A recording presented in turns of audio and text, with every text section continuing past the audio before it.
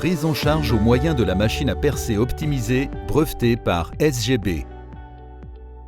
La machine à percer optimisée SGB permet de réaliser des perçages de diamètre DN20, DN25 et DN40 sur des canalisations rigides et semi-rigides en charge ou à sec.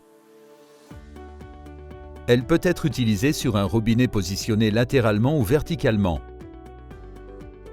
Équipée d'un flexible de purge et d'une couronne diamantée, elle ne génère pas de copeaux et permet la récupération de l'opercule découpé et des melures résiduelles. Elle est composée d'un corps de perceuse, de 2 leviers d'armement, d'un axe de descente et de levée du système de perçage avec gâchette de verrouillage, d'un tuyau de purge, d'une couronne diamantée, d'une agrafe de liaison et d'un adaptateur. Pour réaliser le perçage, vous aurez besoin d'une clé H19 et d'une clé à molette, d'une perceuse sur batterie spécifique, voire modèle préconisé, d'un récipient contenant de l'eau, d'un chasse-goupille et d'un marteau, et également de gants anti-coupure, d'un casque et de lunettes de protection.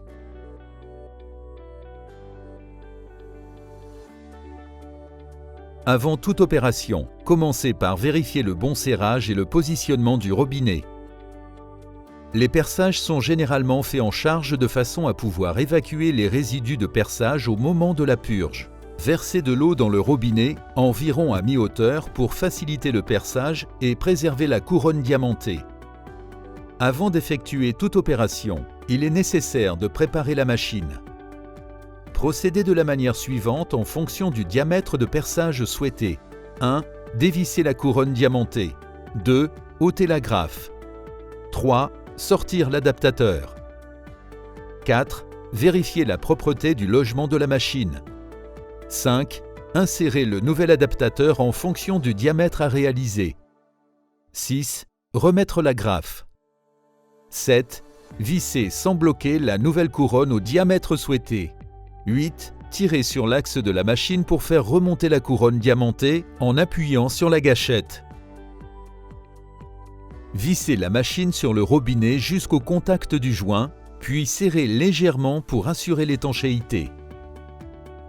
Vérifiez que les leviers soient bien en position haute et appuyez sur l'axe pour descendre la couronne diamantée jusqu'au contact de la canalisation. Armez le système en orientant les 2 leviers vers la canalisation. Puis vérifiez le bon armement. Il doit y avoir un espace d'environ 15 mm entre la partie tournante et le dessus du corps bleu. Ensuite, raccordez le flexible de purge. La machine est prête à percer.